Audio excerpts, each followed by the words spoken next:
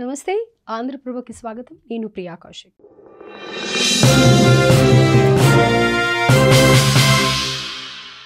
వరంగల్లోని పాత బస్టాండ్ స్థానంలో అన్ని సౌకర్యాలతో అధునాతన బస్ స్టేషన్ నిర్మించాలని గత ప్రభుత్వం నిర్ణయం తీసుకోగా ఈ ప్రాజెక్టును ప్రారంభించడానికి కాకతీయ అర్బన్ డెవలప్మెంట్ అథారిటీ కూడా ప్రయత్నాలను ముమ్మరం చేసింది.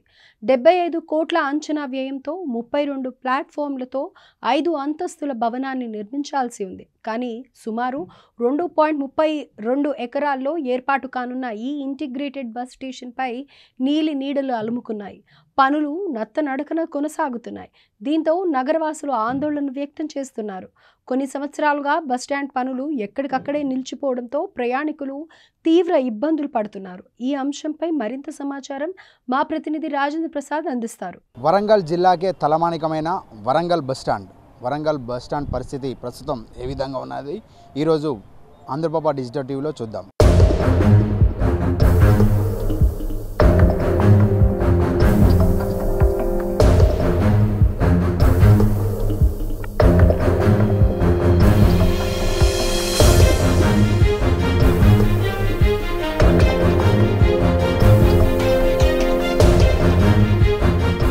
అసలు ఒక బస్టాండ్ యొక్క స్థితిగతులపైన గత బీఆర్ఎస్ ప్రభుత్వం గత 2 సంవత్సరాల క్రితం మాత్రమే దీని యొక్క డెవలప్మెంట్ కోసం అధునాతన బస్ స్టేషన్ను నిర్మించేందుకు 75 కోట్లు విడుదల చేసింది.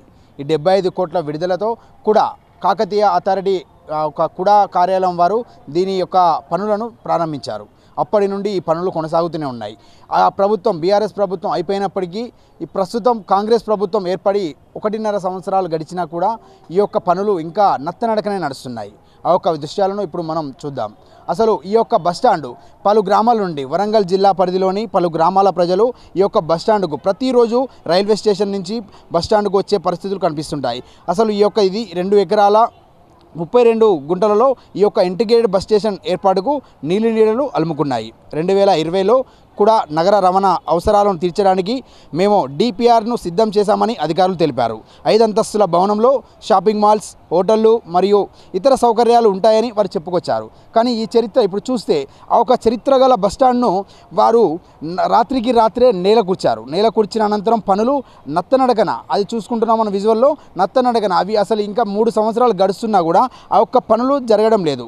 1.10 ఎకరాల భూమిని మున్సిపాలిటీ వారు ప్రయోజనం కోసం దానికి అప్పగించినప్పటికీ ఈ పనులు ఇంకా నత్తనడకనే నడుస్తున్నాయి.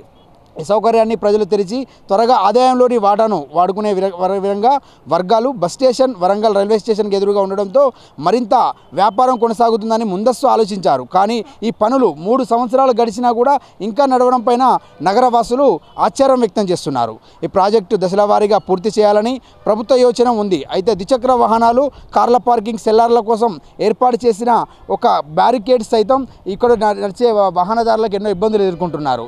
ఇక్కడ తాత్కాలికమైన షెడ్లను అంటే వరంగల్ జిల్లా పరిధిలో ఉండే ప్రజలు వచ్చి ఇక్కడి నుంచి ప్రయాణం కొనసాగించే ప్రదేశంలో ఒక తాత్కాలిక షెడ్ను నిర్మించారు. తాత్కాలిక షెడ్లలో నిల్చోలేక అంటే ఎక్కువ మంది ప్రయాణికులు రావడంతో టీఎస్ఆర్టీసీ బస్సులు అటు హైదరాబాద్ నుంచి కావచ్చు, ఇటు కరీంనగర్ నుంచి కావచ్చు, ఇటు భద్రాచలం నుంచి కావచ్చు అధిక బస్సులు వస్తుంటాయి. అధిక బస్సులు వచ్చే ప్రయాణికులు కనీసం వర్షాకాలంలో కనీసం నిల్చోలేని పరిస్థితిలో వారు ఎన్నో ఇబ్బందులు ఎదుర్కొంటున్నారు. కానీ అధికారులు నిమ్మకు నీరెత్తినట్టు ఈ పనులను ఈ విధంగా నత్తనడకగా నడిపిస్తూ దీన్ని ఇంకా కొనసాగిస్తున్నారు.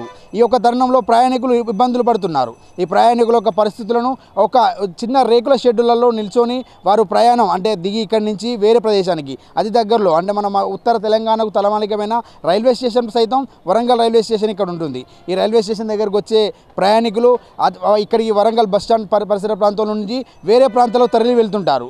కానీ అసలు కనీస వసతులు లేని బస్టాండ్ వద్దకు వచ్చి ప్రయాణికులు అవస్థలు పడే పరిస్థితులు మనకు కనిపిస్తున్నాయి. అసలు దీనిపైన ఈ యొక్క ఉన్నతాధికారులు దృష్టి సారించి రానున్న అతి తక్కువ సమయంలోనే ఈ యొక్క బస్టాండ్ ఒక అధునాతన డెవలప్మెంట్ 5 అంతస్తుల భవనాన్ని నిర్మించేందుకు ప్రణాళిక సిద్ధం చేశారు. కానీ ఇప్పటి వరకు అసలు సెల్లార్ ఒక పిల్లర్లు సైతం వేయని పరిస్థితులు మనకు కనిపిస్తున్నాయి. అంటే 3 సంవత్సరాలు గడుస్తున్నా కూడా ఈ యొక్క నిర్మాణంలో అంత జాప్యం జరగడం ఏమిటని ఈ యొక్క నగరవాసులు ప్రశ్నిస్తున్నారు. ఇప్పటికైనా అధికారులు చొరవ తీసుకొని ఈ యొక్క అధునాతన ఒక ఆర్టీసీ బస్టాండ్ను నిర్మాణం కొరకు అంటే 5 అంతస్తుల భవనాన్ని హైదరాబాద్లో జూబ్లీ బస్టాండ్ తరహాలో నిర్మించేందుకు హైదరాబాద్ తర్వాత రెండవ నగరం వరంగల్ నగరంలో అది బస్టాండ్ లేని దుస్థితి ఏర్పడడం ఏమిటి అనేది నగరవాసులు ఆశ్చర్యం వ్యక్తం చేస్తున్నారు. ఇప్పటికైనా అధికారులు చొరవ తీసుకొని ఈ యొక్క ఆర్టీసీ బస్టాండ్ నిర్మాణం ఒక అధునాతన బస్టాండ్ సూపర్ బస్టాండ్ను ఏర్పాటు చేసి ఈ యొక్క ప్రయాణికులకు ఇబ్బందులు లేకుండా చూడాలని కోరుతున్నాం. కెమెరామ్యాన్ బాలుతో రాజేంద్ర ప్రసాద్, ఆంధ్రప్రభ, వరంగల్.